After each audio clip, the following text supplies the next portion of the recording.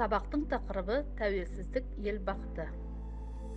Сабақтың мақсаты тыңдаушыларды қазақ халқының тәуелсіздік жолындағы ерлік күресі мен қол жеткен жетістіктерімен қысқаша таныстыру, Қазақстанның келешегі үшін күресуге, еңбек етуге баулу, патриоттық тәрбие беру.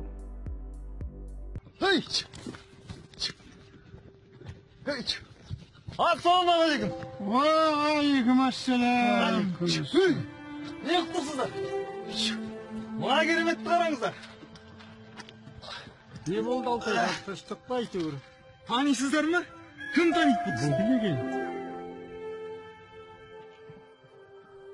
Кім болса да маңдай жазық, жүзі нұрлы жан екен. Кім бұл? Бұл тәуелсіз Қазақстанның президенті Нұрсұлтан Назарбаев деген кісі.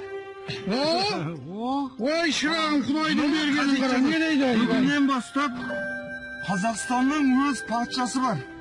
Ол енді тәуелсіз ел болды, ата. Алла, Құдайым. Шырағым ай. Қазақстан Республикасы Қазақстан Кеңестер одағының құрсауынан босанып, дербес мемлекеттігін жариялады.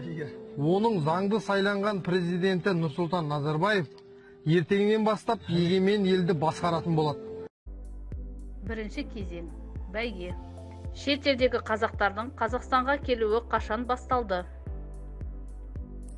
Шет елдердегі қазақтардың Қазақстанға келуі 1991 жылы басталды.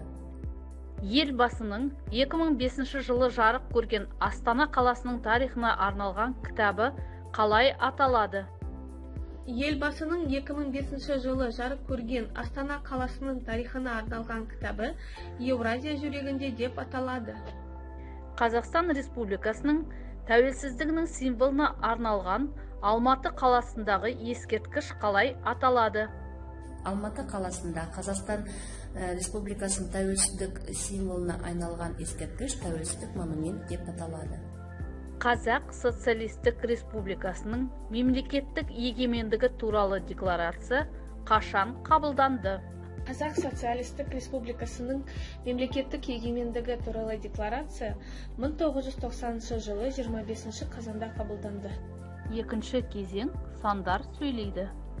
Қазақстан Республикасының мемлекеттік рәміздерін қабылдаған күн. 4 маусым 1992 жылы. Қазақстан Республикасының Конституциясы қабылданған күн. 1995 жыл 30 тамыз. Үшінші кезең – суреттер сыр шертеді. Көп ұлтты, достығы жарасқан тәуелсіз мемлекет бір шаңырақ астында. Құтты болсын ертеңім, келешегім. Болашақтың саған көп берешегі, мәңгілік ел деп сенім артып өзіңе, нұрлы жолда елбасының көп есебі.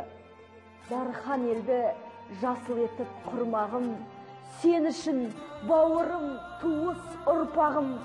Шексіз бол тамырыңды тереңге жай, қазақ деген қаны таза жұрнағым.